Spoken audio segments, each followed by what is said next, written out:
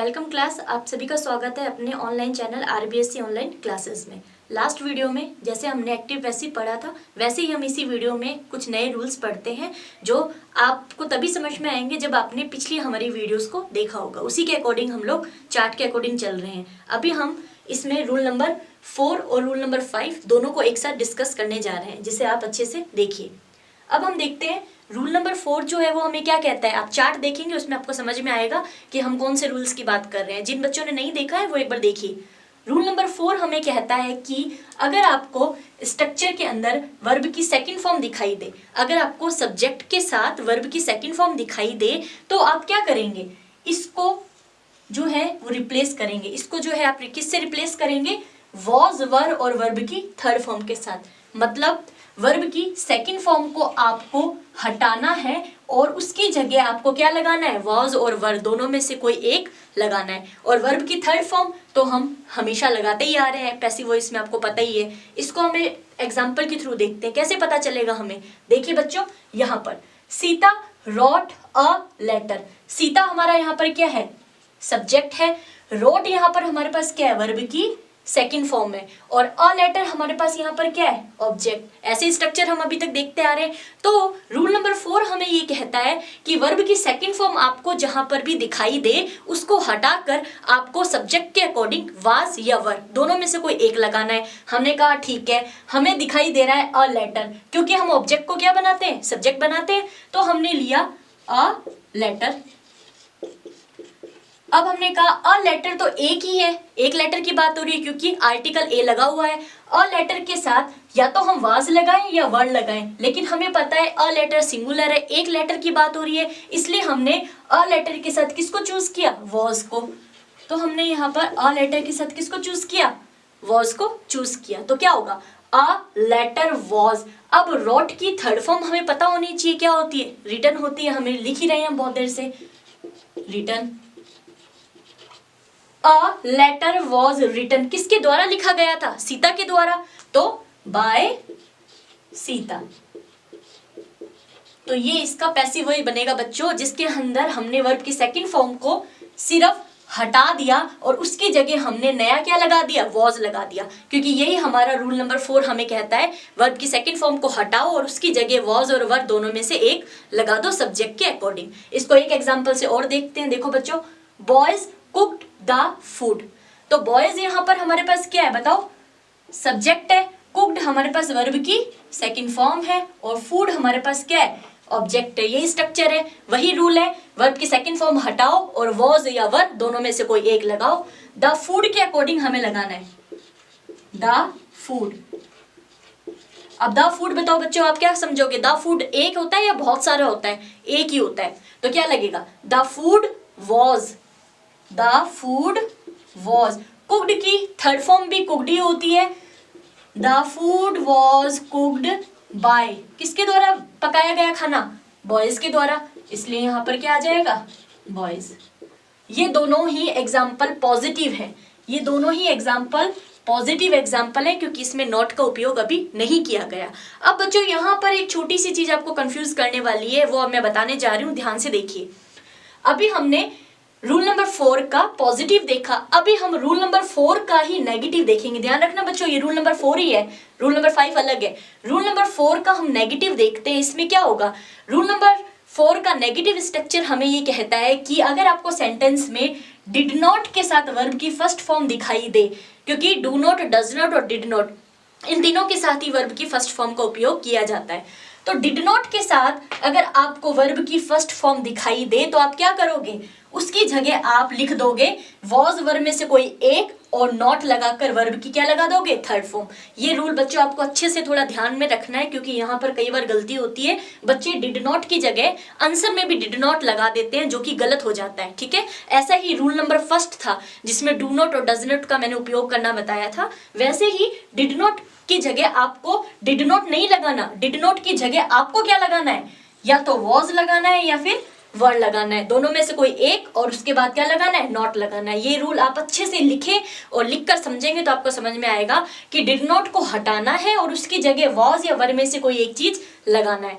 एक एग्जांपल देखते हैं कैसे। देखो बच्चों, girls did not wash the clothes. अब ध्यान रखना बच्चों, जो डिड नॉट होता है ना, एक हो सिंगुलर हो या एक से ज्यादा हो प्लूरल हो, एक हो या एक से ज्यादा हो, दोनों के लिए ही क्या आता है, डिड नॉट आता है। डिड नॉट का यूज किया जाता है। कहने का मतलब है एक लड़की की बात हो रही है तो भी डिड नॉट आएगा, लड़कियों की बात हो रही है तो भी डिड नॉट आएगा, चेयर की बात हो रही है तो भी डिड नॉट आएगा, चेयर्स की बात हो रही है तो भी डिड नॉट आएगा। सेकंड ऑप्शन हमारे पास नहीं है, जैसा कि रूल नंबर फर्स्ट में था कि डू और डज में से एक चूज करना था, लेकिन रूल नंबर 4 में चूज नहीं करना क्योंकि सिंगल एक ही है हमारे पास। तो देखो बच्चों, यहाँ पर मैंने ये चीज लिखी भी है, गर्ल्स जो है एक से ज्यादा है, हमारा सब्जेक्ट है। गर्ल्स डिड नॉट हमारा नेगेटिव सेंटेंस है, वॉश हमारी वर्ब है और द क्लॉथ हमारा ऑब्जेक्ट है। इसको फिर से हमें चेंज करना है, मैंने बताया था इस रूल के अकॉर्डिंग। डिड नॉट की जगह वॉज और वर्ब को हमें लगाना है। तो सबसे पहले ऑब्जेक्ट को सब्जेक्ट बनाओ, तो क्या आएगा, द क्लॉथ्स। क्या आएगा बच्चों, द क्लॉथ, जैसा हम करते आ रहे हैं। अब एक बात बताओ, क्लॉथ एक तो होता नहीं है, एक कपड़ा तो धुलता नहीं है, एक से ज्यादा ही कपड़ों को धोया जाता है, इसलिए वो प्लूरल में माना जाता है। तो प्लूरल मतलब एक से ज्यादा की बात हो रही है। तो द क्लोथ्स वर, ध्यान रखना बच्चों, द क्लोथ्स वर आएगा, लेकिन नेगेटिव भी है इसलिए नॉट तो हमें लगाना ही पड़ेगा। द क्लोथ्स वर नॉट, ध्यान रखना बच्चों, यहाँ पे थोड़ी सी मिस्टेक होगी इसलिए अच्छे से बता रही हूँ। The clothes were not. अब वॉश की थर्ड फॉर्म जो होती है वो हमें यहाँ पर लगानी है। क्या होती है वॉश की थर्ड फॉर्म, आपको लर्न होनी चाहिए। वॉश की थर्ड फॉर्म वॉश्ड होती है, ईडी लग जाता है पीछे, ठीक है। The clothes were not washed bye, किसके द्वारा धोए जा रहे थे कपड़े, गर्ल्स। ये चीज आपको ध्यान रखना है, ये इसका नेगेटिव स्ट्रक्चर है। रूल नंबर 4 का ये नेगेटिव स्ट्रक्चर है जिसमें हमने कुछ नहीं किया, डिड को हटाकर उसकी जगह वॉज और वर में से कोई एक रख दिया सब्जेक्ट के अकॉर्डिंग, ठीक है। एक और एग्जांपल देखते हैं, देखो, Hari did not teach the lesson. अब इसका नेगेटिव बनाना है क्योंकि नॉट दिया हुआ है। अब देखते हैं हम इसका नेगेटिव क्या बनेगा, द लेसन। अब बताओ, डिड की जगह लेसन के अकॉर्डिंग क्या आएगा, लेसन एक है या बहुत सारे, बहुत सारे होते तो लेसन आता, लेसन तो एक ही है, एक ही चैप्टर की बात हो रही है, इसलिए एक जने की बात हो रही है, इसलिए हम वॉज का यूज करेंगे। द लेसन वॉज, तो डिड की जगह हमने क्या लिख दिया, वॉज लिख दिया, नॉट तो नोट की जगह आएगा ही। The lesson was not. Teach की थर्ड फॉर्म क्या होती है बच्चों, ध्यान होनी चाहिए आपको, टॉट। किसके द्वारा हो रहा था, हरी के द्वारा, तो यहाँ पे क्या आएगा, बाय हरी। ये बच्चों आपको अच्छे से समझना है, ये दोनों स्ट्रक्चर जो मैंने बनाए हैं ये नेगेटिव के, और लास्ट स्ट्रक्चर जो थर्ड नंबर स्ट्रक्चर है वो इसी रूल नंबर 4 का इंटेरोगेटिव है, जिसको पहचान मैंने बताई थी कि क्वेश्चन मार्क लगा हुआ होगा और हेल्पिंग वर्ब जो होगी वो क्या आएगी, पहले आएगी। ये पहचान मैंने आपको बताई है, इसलिए यहाँ पे मैंने इसको थर्ड नंबर पे लिखा है। अब हम देखते हैं, did you wash my cloth, और यहाँ पे क्या है, नेगेटिव आया है। तो रूल नंबर 4 का ही हमने 2 पॉजिटिव बनाए, 2 नेगेटिव बनाए और एक स्ट्रक्चर हम इंटेरोगेटिव बना रहे हैं। देखो बच्चों कैसा आएगा, डिड यहाँ पर आएगा, चाहे सिंगुलर हो चाहे प्लूरल हो, दोनों के लिए डिड का यूज होएगा। अब माई क्लोथ्स को देखते हुए हमें लिखना है, डिड की जगह में क्या लिखूं, वॉज और वर में से क्या आएगा, दोनों में से कोई एक चीज आएगा, लेकिन क्लोथ एक से ज्यादा होते हैं इसलिए वर आएगा। तो क्या आएगा यहाँ पर, वर आया। यहाँ पर माई क्लोथ्स को हमें क्या लेना है, पहले लिखना है, वर my clothes, were my clothes. अब हमें वर्ब की क्या लगानी है, थर्ड फॉर्म लगानी है, वर माई क्लोथ्स। अब क्या आएगा बताओ, वर्ब की थर्ड फॉर्म वॉश का, washed. Were my clothes washed bye you. और ध्यान रखना आंसर में भी क्वेश्चन मार्क आता है, ये मैंने पहले भी आपको बताया है। तो ये जो 5 जो अपने एग्जाम्पल देखे हैं वो रूल नंबर 4 के हैं, और रूल नंबर 4 आपका पास्ट सिंपल टेंस है। ये भी आपको थोड़ा सा ध्यान होना चाहिए कि हम अभी पढ़ किस टेंस के बारे में रहे हैं। हालांकि हम अगर उन रूल्स को याद करेंगे तो भी हम एक्टिव पैसिव सही कर सकते हैं, लेकिन कुछ आपको टेंस का भी नॉलेज होना चाहिए। रूल नंबर 4 हम पास्ट सिंपल को हमने इसमें डिस्क्राइब किया है, ठीक है, जिसमें हमें वर्ब की सेकंड फॉर्म को हटाकर वॉज वर्ड लगाना था, नेगेटिव में डिड को हटाकर वॉज वर्ड लगाना था, इंटेरोगेटिव में हमें सब्जेक्ट के अकॉर्डिंग जो है वॉज और वर्ब का यूज करना था। तो यहाँ पर ये रूल नंबर 4 आपका कंप्लीट होता है।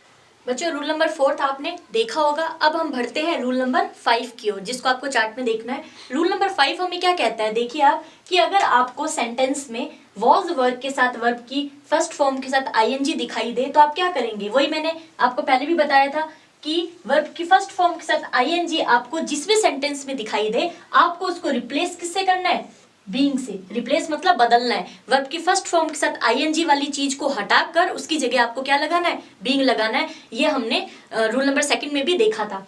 अब हमें क्या करना है, वॉज वर्ब तो सेम रहेगा और वर्ब की फर्स्ट फॉर्म के साथ आईएनजी को हटाना है और उसकी जगह बीइंग लगाना है। और वर्ब की थर्ड फॉर्म तो सब में हम लगाते ही आ रहे हैं। इसको हम एग्जांपल के थ्रू देखते हैं। देखिए यहाँ पर राधा वॉज वॉशिंग क्लोथ, तो राधा यहाँ पर क्या है, सब्जेक्ट है। वॉज यहाँ पर क्या है, हेल्पिंग वर्ब है। वॉशिंग वर्ब के फर्स्ट फॉर्म के साथ क्या लगा हुआ है, आईएनजी। और क्लोथ यहाँ पर क्या है, हमारा ऑब्जेक्ट है। ये स्ट्रक्चर हमें मिल गया। अब हमें पैसिव वॉइस में इस स्ट्रक्चर को फॉलो करना है। तो सबसे पहले ऑब्जेक्ट को सब्जेक्ट बनाओ, मतलब क्या आएगा, क्लोथ्स। अब बच्चों एक बात बताओ, क्लॉथ एक से ज्यादा ही होते हैं, हमने पहले भी देखा है। तो क्लॉथ के साथ क्या किसका यूज किया जाएगा, वर का यूज किया जाएगा, वॉज का नहीं होगा। तो क्लॉथ्स वर, वर्ब की फर्स्ट फॉर्म को हटाकर हमें क्या लगाना था, यहाँ पर आईएनजी लगा, बीइंग लगाना था ना, आईएनजी लगा हुआ है इसलिए। तो क्लोथ्स वर बीइंग, यही इसकी ट्रिक क्या है, यही यहाँ पे ध्यान रखना है कि इसको हटाकर बीइंग लगाना है। Clothes were being. वॉश की थर्ड फॉर्म क्या होती है, वॉश्ड। थर्ड फॉर्म क्या होती है, washed bye Radha. Rule number 5 के अकॉर्डिंग देखते हैं। Example 1, Radha was washing cloth. अब इसको पैसिव वॉइस में हमने देखा, क्लोथ्स, क्लोथ एक से ज्यादा की बात हो रही है तो वर, और वर्ब की फर्स्ट फॉर्म को हटाकर, आईएनजी को हटाकर हमने बीइंग लगाया है। तो wash, clothes were being washed bye Radha, क्योंकि वॉश की थर्ड फॉर्म क्या होती है, वॉश्ड होती है। सेकेंड एग्जाम्पल देखते हैं, गर्ल्स वर लर्निंग क्वेश्चन। ध्यान रखना बच्चों, वर्ब की फर्स्ट फॉर्म के साथ यहाँ पर क्या है, आईएनजी आया है, जिसको हटाना है और बीइंग लगाना है। तो हमें ऑब्जेक्ट को लिखना है पहले सब्जेक्ट में। यहाँ पर क्या आ जाएगा, क्वेश्चंस आ जाएगा। अब क्वेश्चन एक से ज्यादा है, इसलिए एक से ज्यादा होने पर हम वर का यूज करेंगे। क्वेश्चंस वर, इसको हटाएंगे और बीइंग लगाएंगे। क्वेश्चंस वर बीइंग, लर्न की थर्ड फॉर्म भी लगाएंगे। क्या होती है लर्न की third form, learn. Questions were being learned by girls. ये इसका जो है पैसिव वॉइस बना है। अब नेगेटिव देखते हैं, क्योंकि नॉट लगा हुआ है। नेगेटिव हमें क्या कहता है, नेगेटिव इतना ही कहता है कि जहां पर नॉट है उस नॉट को उस नॉट की जगह पर ही रहने दो। देखते हैं कैसे। Ram was not making a T, तो यहाँ पर अ टी को हम पहले लिखेंगे, क्योंकि ए टी हमारा यहाँ पर क्या है, ऑब्जेक्ट है। ठीक है, अ टी, ए टी, एक टी है, टी के साथ क्या लगाएंगे हम, वॉज लगाएंगे, क्योंकि इज लगा था इसलिए। अ टी वॉज, नॉट अपनी जगह पे ही रहेगा, रिप्लेस नहीं होगा, नॉट को हटाना नहीं है, नॉट को अपनी जगह पे ही लगाना है। अ टी वॉज नॉट, अब हमने क्या लगाना था, इसको हटाकर बीइंग लगाना था। अ टी वॉज नॉट बीइंग। अब क्या, मेक की थर्ड फॉर्म क्या होती है, मेड। मेड बाय, किसके द्वारा बनाई जा रही थी, राम के द्वारा, तो राम भी आएगा। इस तरीके से नेगेटिव सेंटेंस फ्रेम हुआ है, जिसमें नॉट अपनी जगह पर ही है, कुछ नहीं किया। बाकी सेम टू सेम जैसे हमने पॉजिटिव में किया था वैसे हम नेगेटिव में कर रहे हैं। वापस नेगेटिव में देखते हैं, boys were not singing the songs. The songs को हमने लिखा द सॉन्ग्स। अब सॉन्ग्स एक से ज्यादा गाने हैं तो यहाँ पे क्या आएगा, वर। द सॉन्ग्स वर, अब हम बताएंगे नॉट अपनी जगह पे ही रहेगा, नॉट। वर्ब के फर्स्ट फॉर्म के साथ आईएनजी को हटाकर क्या लगा रहे थे हम, बीइंग। थर्ड फॉर्म क्या होती है सिंग की, संग बाय बॉयज। अब हम बढ़ते हैं इंटेरोगेटिव सेंटेंस में। वर है, हेल्पिंग वर्ब पहले दी हुई है, और इंटेरोगेटिव है क्योंकि क्वेश्चन मार्क दिया हुआ है। अब देखो बच्चों, यहाँ पर दे आया है क्वेश्चन में, दे के लिए तो वर का यूज हुआ है, लेकिन हमें पैसिव वॉइस में ऑब्जेक्ट के अकॉर्डिंग लगाना है। तो जो नॉइस होती है वो क्या होती है, सिंगुलर कंसीडर की जाती है, मानी जाती है। तो नॉइस के लिए हम यहाँ पर क्या लगाएंगे, वॉज लगाएंगे। और दे के लिए वर क्वेश्चन में आया है, आंसर में हम लोग नॉइस के अकॉर्डिंग क्या लगाएंगे, वॉज। वॉज, अब नॉइस जो है उसको ऑब्जेक्ट को सब्जेक्ट बनाना है। Was a noise, was a noise. अब उसके बाद हम लोग क्या करेंगे, इसकी आईएनजी फॉर्म जो है वो लगाएंगे, was a noise being. Make की थर्ड फॉर्म क्या होती है, मेड होती है, मेड बाय। दे जो होगा वो किस में कन्वर्ट होगा, चार्ट के अकॉर्डिंग दैम में होता है। वो आप देखेंगे चार्ट तो आपको समझ में आएगा, दैम। और पीछे क्वेश्चन मार्क भी लगाना है बच्चों, यहाँ पे जगह नहीं है, दैम, ये क्वेश्चन मार्क, ठीक है। आपको ध्यान रखना है, आंसर में भी क्वेश्चन मार्क आएगा, क्वेश्चन में तो आता ही है। तो इस तरीके से ये जो 5 स्ट्रक्चर हैं ये हमने रूल नंबर 5 के पढ़े हैं। और रूल नंबर 5 आपको शो करता है कि ये पास्ट का सिंपल रूल नंबर 4 था, और ये पास्ट का ही क्या है, कॉन्टिन्यूएंस है। पास्ट का ही ये क्या है, कॉन्टिन्यूएंस है, ठीक है बच्चों, ये आपको ध्यान में रखना है। ये 2 नियम हमने डिस्कस किए हैं। बढ़ते हैं बच्चों रूल नंबर 6 की तरफ। रूल नंबर 6 जो है वो हमें क्या कहता है, अगर एक्टिव वॉइस में आपको हेड के साथ वर्ब की थर्ड फॉर्म दिखाई दे तो आप पैसिव वॉइस में क्या करेंगे, हेड का हेड ही रहेगा, बस आपको अपनी तरफ से यहाँ पर क्या लगाना है, बीन। और वर्ब की थर्ड फॉर्म तो सेम रहती है, क्योंकि मैंने लास्ट वीडियो में भी बताया था कि हैज, हैव और हेड तीनों के साथ ही वर्ब की थर्ड फॉर्म आपको पहले से ही दी हुई होती है, क्वेश्चन में दी हुई होती है, और वही हमें आंसर में लिखनी होती है, सेम वहीं से देख के। तो हेड प्लस वर्ब की थर्ड फॉर्म अगर आपको क्वेश्चन के स्ट्रक्चर में दिखाई दे तो आपको आंसर में हेड की जगह हेड ही लिखना है, और बीन अपनी तरफ से जोड़ना है, और वर्ब की थर्ड फॉर्म भी सेम ही रहती है। और एक चीज और ध्यान रखना है बच्चों, यहाँ पर चाहे सिंगुलर हो और चाहे प्लूरल हो, कोई भी सब्जेक्ट हो, सिंगुलर हो चाहे प्लूरल हो, दोनों के साथ हेड ही आएगा, ठीक है। ध्यान रखना है, यहाँ पर गर्ल है तो भी हेड आएगा, गर्ल्स है तो भी हेड आएगा, चेयर है तो भी हेड आएगा, चेयर्स है तो भी हेड आएगा। एक एग्जाम्पल देखते हैं, वी हैड इन्वाइटेड हर। यहाँ पर वी क्या है, हमारा सब्जेक्ट है, हेड हमें क्वेश्चन में लगा हुआ ही मिला है, वर्ब की थर्ड फॉर्म इन्वाइटेड भी हमें लगी हुई मिली है, और हर हमारा यहाँ पे क्या है, ऑब्जेक्ट है। हमें इसको रिप्लेस करना है, हर जो है, हर का क्या होगा रिप्लेसमेंट, शी, क्योंकि ये आप चार्ट में देखेंगे तो आपको समझ में आएगा, ठीक है। तो हर को हमने किससे रिप्लेस किया, शी से। अब मैंने बताया था चाहे सिंगुलर हो चाहे प्लूरल हो, दोनों में हेड का ही उपयोग करना है। तो शी यहाँ पर सिंगुलर है तो सी के साथ मैंने क्या लगा दिया, हेड, और अपनी तरफ से मुझे क्या लगाना है यहाँ पर, बीन। तो क्या होगा, शी हैड बीन। इनवाइट की थर्ड फॉर्म इनवाइटेड ही होती है, और जो क्वेश्चन में भी दी हुई है, तो इनवाइटेड बाय। अब बच्चों ध्यान रखना, जो वी है वो वी रिप्लेस किससे होता है, अस से। ये आपको तब समझ में आएगा जब आप मतलब वीडियो जो फर्स्ट है वो देखेंगे, उसमें चार्ट देखेंगे, तब आपको समझ में आएगा ये कैसे बदल रहे हैं। तो आंसर क्या होगा पैसिव वॉइस का, she had been invited by us. इस स्ट्रक्चर को हमने फॉलो किया है, हेड अपनी जगह पर ही है, वर्ब की थर्ड फॉर्म भी है, और बीन हमने इसमें लगाया है। एक नेगेटिव स्ट्रक्चर देखते हैं, Ram had not stolen the bag. तो द बैग हमारा पहले आएगा।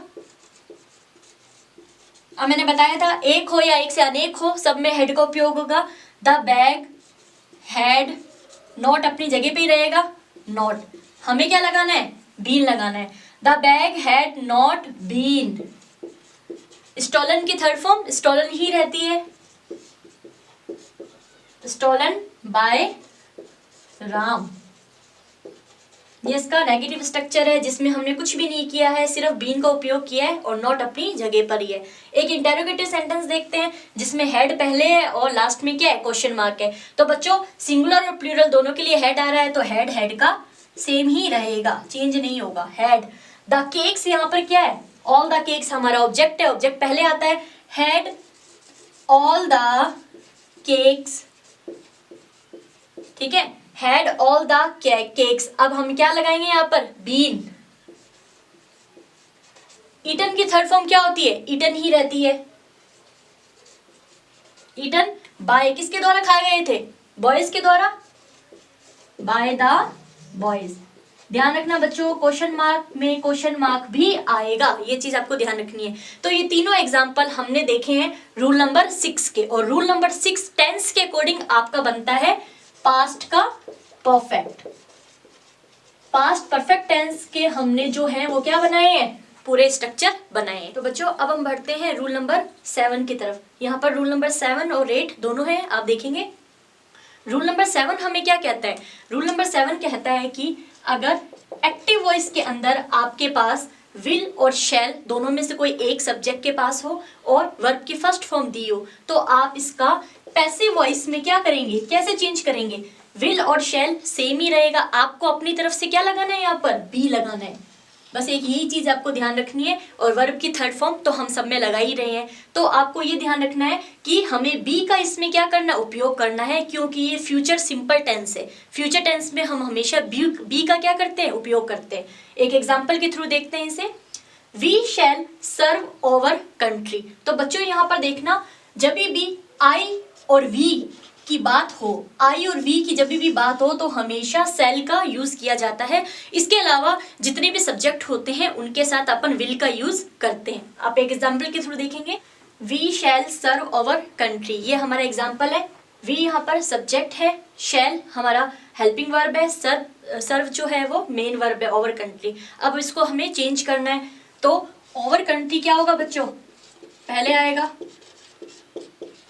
Over country. ओवर कंट्री के अकॉर्डिंग हम देखेंगे विल या शैल में से क्या लगेगा, तो ओवर कंट्री के लिए हम विल का उपयोग करेंगे।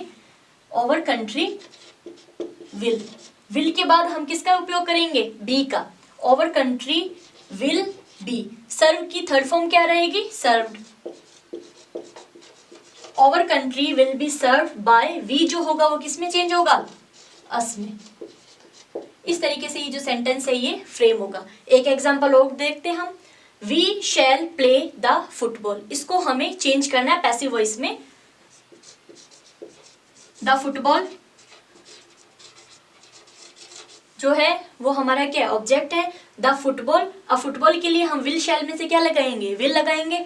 द फुटबॉल विल, बी का क्या करेंगे, उपयोग करेंगे, विल बी। प्ले की थर्ड फॉर्म क्या होती है, प्लेड होती है।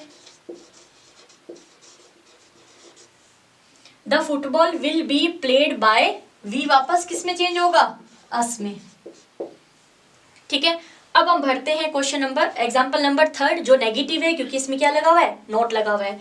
Ram will not make the cake. अब इसको हमें बनाना है नेगेटिव सेंटेंस में, तो द केक जो है वो हमारा क्या है, यहाँ पे सब्जेक्ट हो गया। अब द केक, द केक के बाद हम द केक के साथ क्या लगाएंगे, विल और शैल में से क्या लगेगा, विल। नॉट क्योंकि दिया हुआ है इसलिए नॉट अपनी जगह पे ही रहेगा। The cake will not, make की थर्ड फॉर्म क्या होगी, मेड। मेड बाय, किसके द्वारा बनाया जा रहा था, सब्जेक्ट कौन था, राम। तो ये हमारा एक नेगेटिव स्ट्रक्चर है। अब हम देखते हैं फोर्थ नंबर, क्योंकि विल दिया हुआ है और पीछे क्वेश्चन मार्क भी दिया हुआ है इसलिए ये इंटेरोगेटिव सेंटेंस है। अब बच्चों देखो, विल जो है लेटर्स के लिए यूज किया गया है इसलिए यहाँ पर विल का क्या आएगा, विल का विल ही रहेगा। जो ऑब्जेक्ट है उसे हमने सब्जेक्ट बनाया, will the letters, will the letters. अब द लेटर्स के बाद हम लोगों ने क्या किया, विल द लेटर्स क्या आएगा, बी आएगा, बी का उपयोग कर रहे हैं, बी। ठीक है, डिलीवर की थर्ड फॉर्म क्या होती है, डिलीवर्ड। डिलीवर्ड बाय किसके द्वारा डिलीवर किया गया है, बाय द पोस्टमैन। और पीछे ध्यान रखना क्वेश्चन मार्क भी हमें लगाना है। तो बच्चों ये जो हमने एग्जांपल देखे हैं ये रूल नंबर 7 के थे, और रूल नंबर 7 जो है वो क्या डिनोट करता है, किस चीज, कौन से टेंस को बता रहा है, ये हमें बता रहा है फ्यूचर सिंपल टेंस को। ध्यान रखना बच्चों, फ्यूचर सिंपल टेंस को रूल नंबर 7 हमें डिस्क्राइब कर रहा है। ठीक है बच्चों, जिसमें हमें कुछ नहीं करना है, सिर्फ और सिर्फ बी का उपयोग करना है। अब हम बढ़ते हैं हमारे नेक्स्ट रूल, जो हमारा चार्ट का आखिरी नियम है, उसको आप अच्छे से देखिए। रूल नंबर जो 8 है वो हमें क्या कहता है कि अगर आपको सेंटेंस में सब्जेक्ट के साथ विल शैल दोनों में से कोई एक, हैव के साथ वर्ब की थर्ड फॉर्म दिखाई दे, तो आप उसको पैसिव वॉइस में कैसे कन्वर्ट करेंगे। पैसिव वॉइस में आप उसका क्या करोगे, अगर एक्टिव वॉइस में आपको ये दिया हुआ हो तो पैसिव वॉइस में विल और शैल दोनों में से कोई एक लगेगा, हैव भी लगेगा, लेकिन हमें एक चीज क्या जोड़नी है यहाँ पर, बीन। सिर्फ और सिर्फ हमें आंसर में बीन लगाना है, बाकी पूरा का पूरा स्ट्रक्चर क्या रहेगा, सेम रहेगा, कुछ भी चेंज नहीं करना। ये हमने पहले भी पढ़ा था कि हैज, हैव और हैड तीनों के साथ बीन का क्या किया जाता है, उपयोग किया जाता है। वैसे ही हैव के साथ हमें बीन लगाना है, वर्ब की थर्ड फॉर्म पहले से ही दी हुई है। एग्जाम्पल देखते हैं, Hari will have told the story. इसमें क्या है, हरी हमारा क्या है सब्जेक्ट, विल हैव टोल्ड ये पूरा स्ट्रक्चर जो हमें दिया गया है, वर्ब की थर्ड फॉर्म दी हुई है, और ये हमारा क्या है ऑब्जेक्ट। इसको हमें पैसिव वॉइस में चेंज करना है। देखो क्या बनेगा, द स्टोरी। द स्टोरी है, द स्टोरी के लिए आप क्या लगाओगे यहाँ पर, विल का उपयोग करोगे तो क्या आएगा, द स्टोरी विल। हैव और वर्ब की third form, have been verb की थर्ड फॉर्म सभी के साथ सामान्य रहेगी, कॉमन रहेगी, जिसमें कोई भी चेंज नहीं होगा। The story will have been, the story will have been. Told जो है ऑलरेडी थर्ड फॉर्म है और उसी को हमको वापस लिखना है। टोल्ड किसके द्वारा बताई गई थी, हरी के द्वारा, तो यहाँ पे क्या आएगा, हरी आ जाएगा। इस तरीके से बच्चों ये सॉल्व होगा। कुछ भी नहीं किया हमने, सिर्फ आंसर में बीन का उपयोग किया है, बाकी सारा का सारा सेम है। एक एग्जांपल और देखते हैं, girls will have written the letter. तो यहाँ पे क्या आएगा, द लेटर। द लेटर, उसके लिए क्या आएगा, द लेटर के बाद विल और शैल में से हमने विल को चूज किया। द लेटर विल हैव, अब हमें क्या लगाना है, बीन लगाना है, बीन लिखेंगे। रिटन की थर्ड फॉर्म रिटन होती है, हमें पता होता है, रिटन बाय किसके द्वारा लिखा गया था, गर्ल्स के द्वारा, तो बाय यहाँ पर क्या आ जाएगा, गर्ल्स। ठीक है बच्चों, थोड़ा सा अगर आप ध्यान देंगे तो आपको समझ में आएगा कि बहुत आसानी का नियम, आसान से याद होने वाला नियम है, सिर्फ बीन का उपयोग करना है और कुछ भी नहीं करना है इसमें। अब ये नेगेटिव है बच्चों, क्योंकि नोट लगा हुआ है, ध्यान से लिखेंगे, इसमें नेगेटिव में नोट अपनी जगह पे ही रहेगा।